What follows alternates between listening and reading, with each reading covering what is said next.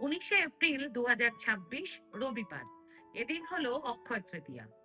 অক্ষয় তৃতীয়া একটি বিশেষ দিন, যেদিন সূর্য এবং চন্দ্র দুজনেই নিজেদের উচ্চ রাশিতে অবস্থান করে। জীবনে যদি কোনো লক্ষ্মীযোগ কার্যকর করতে চান, কিংবা জীবনে যদি কোনো রাজ্য অ্যাক্টিভ করাতে চান, তাহলে সূর্য ও চন্দ্র এই দুটো গ্রহের খুব শক্তিশালী হওয়া জরুরি। আর এই দিনে সূর্য এবং চন্দ্র দুজনেই খুব শক্তিশালী অবস্থায় থাকেন। এই দিনে কিছু জিনিস কেনার পরামর্শ দেওয়া হয় এবং কিছু জিনিস দান করারও পরামর্শ দেওয়া হয়। সবার প্রথম জেনে নিন এদিন কি দান করবেন।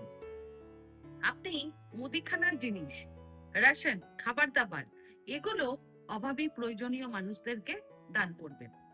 তাই আগে থেকেই ঠিক করে রাখুন যে এই দিনে কোথায় কি দান করবেন। আর কি কিনবেন তাও আগে থেকে ঠিক করে রাখুন। এদিন আপনি সোনা কিনতে পারেন, রূপো কিনতে পারেন, বাসনপত্র কিনতে পারেন। আর যদি আপনার সামর্থ্য থাকে, তাহলে আপনি প্রপার্টিও কিনতে পারেন।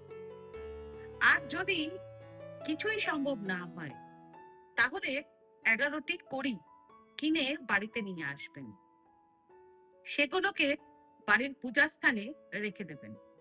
তারপর মহালক্ষ্মীর পূজা আরাধনা করবেন। পুজো হয়ে গেলে সেই কড়িগুলোকে হলুদ কাপড়ে বেঁধে লকারে, অর্থাৎ অর্থ সম্পদ রাখার স্থানে রেখে দেবেন। তারপর দেখবেন এই অক্ষয় তৃতীয়া কিভাবে আপনার জীবনে ধন ও সমৃদ্ধিকে জাগ্রত করছে।